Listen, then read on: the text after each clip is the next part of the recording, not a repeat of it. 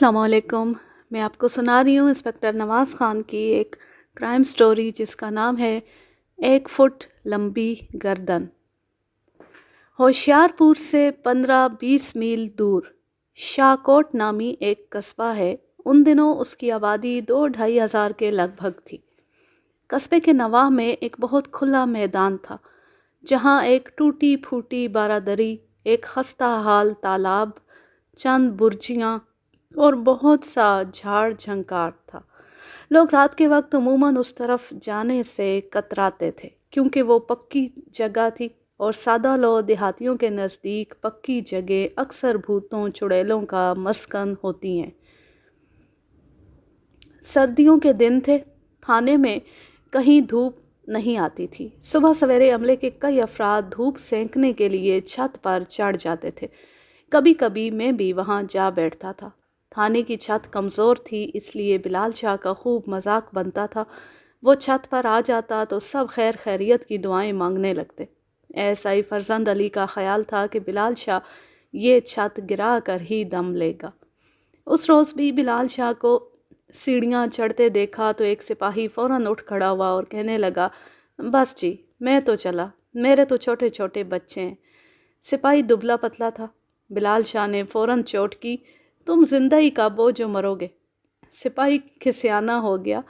ऐसा ही फरजंद ने उसकी हिमायत में बोलने के लिए मुंह खोला, लेकिन फिर उसे चुप होना पड़ा। 2-3 अफराद तेज़ कदमों से थाने में दाखिल हुए। उनमें एक अधेड़ उम्र शख्स अता मोहम्मद को मैं जानता था।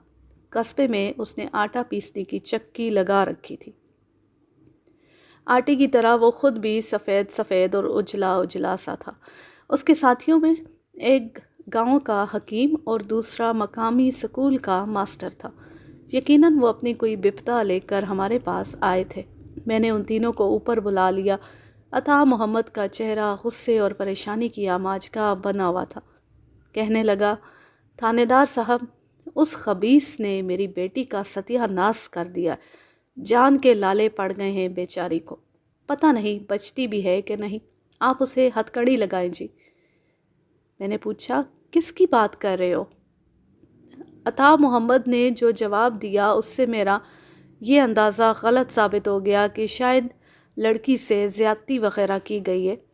उसने कहा, मैं फ़कीरे की बात कर रहा हूँ जी। उस बदबख्त ने मेरी जमीला को पता नहीं कौन सी बूटी दे दी है। उसे दौरे पर दौरा पड़ रहा है, हाथ पांव मुड़ जाते हैं और मुंह से झाग निकलने लगती है। हकीम जी ना होते तो वो रात को ही दम तोड़ गई होती। अता मोहम्मद बहुत जज्बाती हो रहा था। मैंने कस्बे के हकीम खुदा बख्श से पूछा, ये क्या मामला है हकीम जी? खुदा बख्श बोला, जमीला अता मोहम्मद की बेटी का नाम है। 18-20 साल उम्र है उसकी। कल शाम वो 2 लड़कियों के साथ कुएं से पानी भरने गई।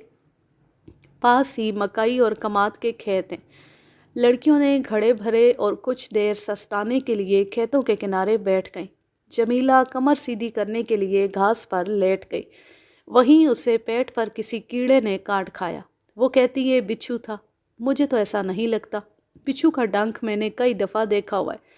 बहरहाल घर आकर लड़की दर्द से लोट पोट होने लगी। अता मोहम्मद ने फ़कीरे को बुला भेजा। उस खबीस ने पता नहीं क्या खिलाया है कि आधी रात से लड़की की हालत ही नहीं संभल रही। मैंने पेट साफ़ करने की दवाइयाँ दी हैं। अगर 1-2 घंटे तक अफाका ना हुआ तो फिर मरीज़ा को होशियारपुर ले जाना पड़ेगा। हकीम खुदा बख्श सनद याफ्ता हकीम था। हाथ में शिफा भी थी। इर्द गिर्द के इलाके में उसकी इज्जत की जाती थी।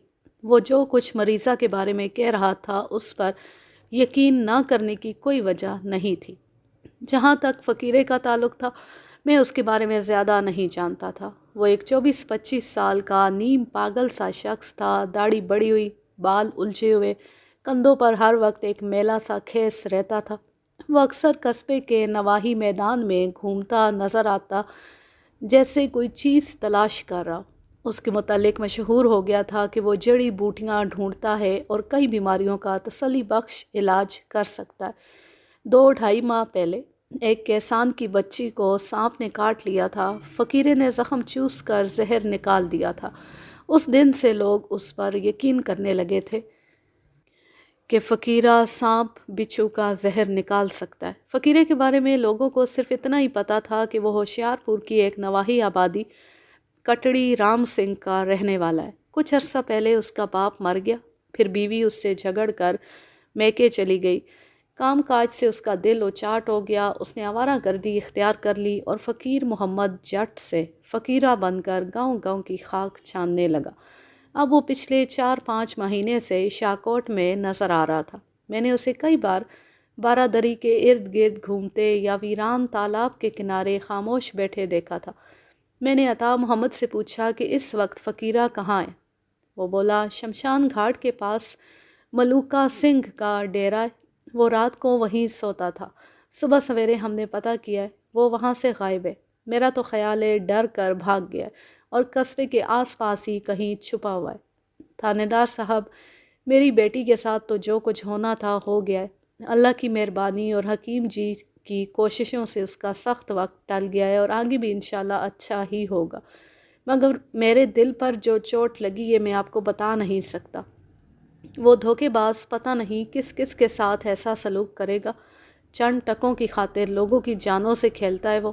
ایسے شخص کو تو پھانسی دے دینی چاہیے۔ عطا محمد کی باتوں سے میں نے اندازہ لگایا کہ اس کے منہ میں حکیم خدا بخش کی زبان بول رہی ہے۔ یقیناً خدا بخشی عطا محمد کو بھڑکا کر یہاں لایا تھا، ورنہ عام طور پر دیہاتی ایسے معاملوں میں پولیس تک نہیں پہنچتے۔ خدا بخش قصبے کا واحد معالج تھا اور ظاہر ہے وہ فقیرے کو اپنا رقیب خیال کرتا ہوگا۔ اب جب کہ فقیرے سے ایک غلط کام بھی ہو گیا تھا، خدا بخش نے اس موقع کو ہاتھ سے گنوانا مناسب نہیں سمجھا اور عطا محمد کو آگے لگا کر تھانے لے آیا۔ ایک تھانے دار کو ایسے تمام ہتھ کنڈوں سے واقف ہونا پڑتا ہے، ورنہ لوگ اسے چٹکیوں میں اڑا دیتے۔ میں نے عطا محمد کو سمجھایا کہ پہلی غلطی اس نے خود کی ہے۔ اسے کیا ضرورت تھی ایک نیم حکیم بلکہ نیم پاگل شخص سے بیٹی کا علاج کروانے کی؟ بہرحال وہ ایسا کر ہی چکا ہے تو آپ ذرا تحمل سے کام لیں۔ ہم فقیرے کو ڈھونڈتے ہیں، وہ بھی ڈھونڈے۔ فقیرے کا بیان آنے کے بعد ہی طے ہوگا کہ یہ کیس قابل دست اندازی پولیس ہے یا نہیں۔ حکیم خدا بخش اور ماسٹر نصیرے نے ایک دو نکتے اٹھانے کی کوشش کی، لیکن میں نے جوابی نکتے اٹھا کر ان کا منہ بند کر دیا۔ عطا محمد کو بھی تسلی تشفی دی اور ان تینوں کو رخصت کر دیا۔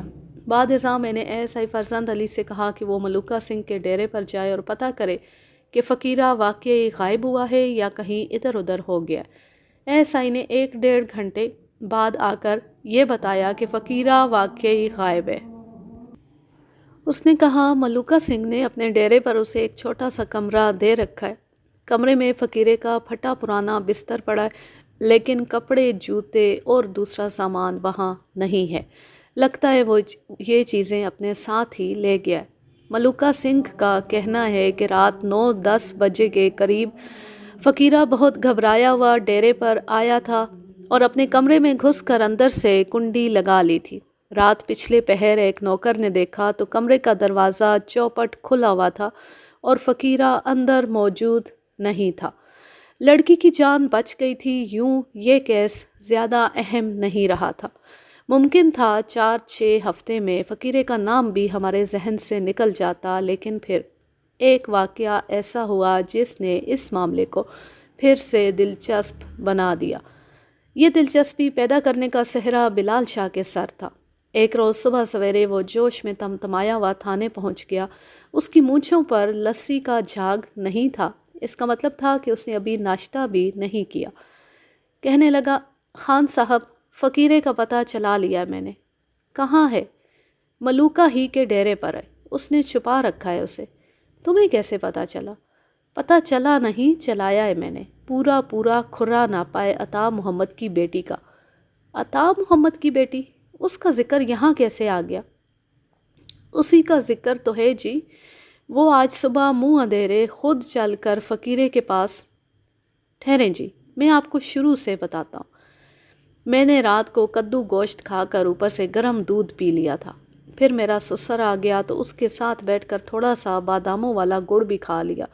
تازہ گڑ کا آپ کو پتہ ہی ہے کتنا گرم ہوتا ہے۔ صبح سویرے مجھے کھیتوں میں جانا پڑ گیا۔ میرے تو خواب و خیال میں بھی نہیں تھا کہ کدو گوشت سے شروع ہونے والی بات عطا محمد کی بیٹی جمیلہ پر ختم ہوگی۔ جو ہی میں مغلوں والی گلی سے نکلا ہوں، سامنے جمیلہ نظر آئی، اس کا منہ دوسری طرف تھا۔ میں نے اسے سرخ چادر سے پہچانا، پورے قصبے میں صرف اسی کے پاس ایسی چادر ہے۔ وہ تیزی سے ملوکہ سنگھ کے ڈیرے کی طرف جا رہی تھی۔ مجھے شک پڑ گیا، دیواروں کے سائے میں اس کے پیچھے گیا۔ شریفی کی ہٹی کے سامنے پہنچ کر وہ رک گئی۔ یہاں سے دو راستے، ایک ملوکہ سنگھ کے ڈیرے میں چلا جاتا ہے، دوسرا شمشان گھاٹ کے ساتھ ساتھ کھیتوں کی طرف نکل جاتا ہے۔ یہاں پہنچ کر جمیلہ ذرا ٹھٹکی، اس نے دائیں بائیں دیکھا اور تیزی سے ڈیرے کے احاطے میں چلی گئی۔ ڈیرے کے اندر اور برانڈے میں سب سو رہے تھے۔ وہ گلی میں دیوار کے ساتھ ساتھ چلتی پچھواڑے میں آ گئی۔ میں نے بھی ہمت کی اور اس کے پیچھے پچھواڑے میں آ گیا۔ یہاں ایک بھوسے والی کوٹھری کے سامنے پہنچ کر جمیلہ نے آہستہ سے دروازے پر دستک دی۔ چند سیکنڈ بعد دروازہ کھلا اور کوئی لالٹین پکڑے کھڑا نظر آیا۔ میں فوراً پہچان گیا، وہ فقیرہ تھا۔ جمیلہ فوراً اندر چلی گئی اور دروازہ بند ہو گیا۔ میں کچھ دیر وہاں کھڑا رہا، پھر ڈیرے سے باہر آ گیا۔ گلی کے سرے پر کھڑا ہو کر میں جمیلہ کا انتظار کرنے لگا۔ وہ کوئی آدھے گھنٹے بعد باہر نکلی اور جس راستے آئی تھی اسی راستے واپس گھر چلی گئی۔ میں نے وہاں سے موڑ کاٹا اور سیدھا آپ کے پاس یہاں آ گیا۔ ابھی تو ناشتہ بھی نہیں کیا ہے میں نے۔ ناشتے کو گولی مارو، تمہاری اطلاع سے پتہ چلتا ہے کہ فقیرہ اس وقت ملوکے کے ڈیرے پر ہے۔ اگر واقعی ایسا ہے تو ہمیں وقت ضائع نہیں کرنا چاہیے۔ میں نے اسی وقت عملے کے 3 آدمی ساتھ لیے اور ملوکہ سنگھ کے ڈیرے کی طرف روانہ ہو گیا۔ بلال شاہ کی اطلاع بالکل درست نکلی۔ ملوکہ سنگھ کے ڈیرے پر پچھواڑے کی ایک کوٹھری سے فقیرہ برآمد ہو گیا۔ لگتا تھا وہ کئی دنوں سے نہیں نہایا، لباس کا بھی برا حال تھا۔ اس نے گرفتاری کے وقت زیادہ مزاحمت نہیں کی، بس اتنا کہا، میں بے قصور ہوں، مجھے کیوں پکڑتے ہو؟ میں نے کچھ نہیں کیا۔ ہم اسے تھانے لے آئے۔ ملوکہ سنگھ کو بھی تھانے طلب کر لیا گیا۔ ملوکہ 25-26 برس کا شوقین مزاج زمیندار تھا۔ قصبے کے بڑے چودھری سے اس کی رشتہ داری بھی تھی۔ اسے پتہ تھا کہ تھانے میں اس کا لحاظ کیا جائے گا۔ وہ بڑے اطمینان سے تھانے چلا آیا اور آتے ساتھ ہی اس نے اعتراف کر لیا کہ فقیرہ اس کے ڈیرے پر تھا۔ سچی بات ہے تھانے دار صاحب، مجھے اس بندے سے ہمدردی ہے۔ پتہ نہیں خود کو کیا روگ لگائے بیٹھا ہے۔ ویسے نیت کا برا نہیں، ہو سکتا ہے غلطی سے اس نے عطا محمد کی بیٹی کو کوئی نقصان والی دوا دے دی ہو، مگر جان بوجھ کر یہ کسی کو نقصان نہیں پہنچا سکتا۔ یہ تو کسی سے دوا کے پیسے بھی نہیں لیتا۔ کوئی زبردستی دے جائے تو اور بات ہے۔ 15-20 دن پہلے جب اسے پتہ چلا کہ اس کی دوا سے جمیلہ کی حالت خراب ہو گئی ہے اور ہو سکتا ہے کہ وہ مر بھی جائے، تو فقیرے کو اپنی جان کا خطرہ پڑ گیا۔ وہ آدھی رات کو خاموشی سے میرا ڈیرا چھوڑ گیا۔ 2 ہفتے تک پتہ نہیں کہاں کہاں پھرتا رہا۔ 4 دن پہلے میرے ایک نوکر نصر محمد نے اسے وڈالہ پیر کے عرس میں دیکھا۔ اسے سخت بخار تھا اور نیم بے ہوشی کی حالت میں کھلے آسمان تلے پڑا تھا۔ نصر محمد عرس سے واپس آیا تو اسے اپنے ساتھ ہی لے آیا۔ میں شاہکوٹ سے باہر گیا ہوا تھا، کل ہی آیا ہوں۔ سوچ رہا تھا کہ آج اسے آپ کے سامنے پیش کر دوں گا، مگر آپ نے پہلے ہی پکڑ لیا۔ ملوکہ سنگھ نے اپنی جھوٹی سچی صفائی پیش کر دی تھی۔ میرے لیے سوچنے کی بات یہ تھی کہ اگر فقیرہ صرف 4 روز پہلے ڈیرے پر واپس آیا ہے اور ملوکہ سنگھ کے خاص نوکروں کے سوا کسی کو اس کی واپسی کا پتہ نہیں، تو جمیلہ کو کیسے پتہ چل گیا اور وہ رات کے اندھیرے میں سیدھی اس کے پاس کیسے پہنچ گئی؟ میں نے ملوکہ سنگھ سے پوچھا، فقیرے اور جمیلہ میں کیا چکر ہے؟ میرے اچانک سوال نے ملوکہ سنگھ کو بوکھلا دیا۔ مجھے صاف اندازہ ہوا کہ وہ اس چکر کے بارے میں سب کچھ جانتا ہے۔ بہرحال اس نے حیران ہونے کی اداکاری کی اور بولا، آپ کس چکر کی بات کر رہے ہیں؟ میں کچھ سمجھا نہیں۔ مجھے پتہ چلا ہے کہ تمہارے ڈیرے پر جمیلہ اور فقیرے کی ملاقاتیں ہوتی تھیں اور وہ بند کمرے میں وقت گزارتے تھے۔ یہ آپ کو کسی نے غلط اطلاع دی ہے جی۔ فقیرہ تو درویش بندہ ہے اور جمیلہ بھی ایسی لڑکی نہیں ہے۔ مطلب کیا ہے تمہارا؟ میں بکواس کر رہا ہوں؟ نہیں جی، میرا مطلب ہے کہ مجھے اپنے کانوں پر یقین نہیں آ رہا۔ چند ضروری سوال کرنے کے بعد میں نے ملوکہ سنگھ کو واپس بھیج دیا اور فقیرے کو بلا لیا۔ وہ سر جھکائے میرے سامنے کرسی پر آ بیٹھا اور خاموشی سے میز کی سطح کو گھورنے لگا۔ قصبے میں وہ نیم پاگل مشہور تھا، مگر مجھے اس میں پاگلوں یا نیم پاگلوں والی کوئی بات نظر نہیں آئی۔ ہاں، وہ کچھ کھویا کھویا ضرور تھا۔ میں نے اس سے پہلا سوال یہی کیا کہ جمیلہ سے اس کا کیا رشتہ ہے؟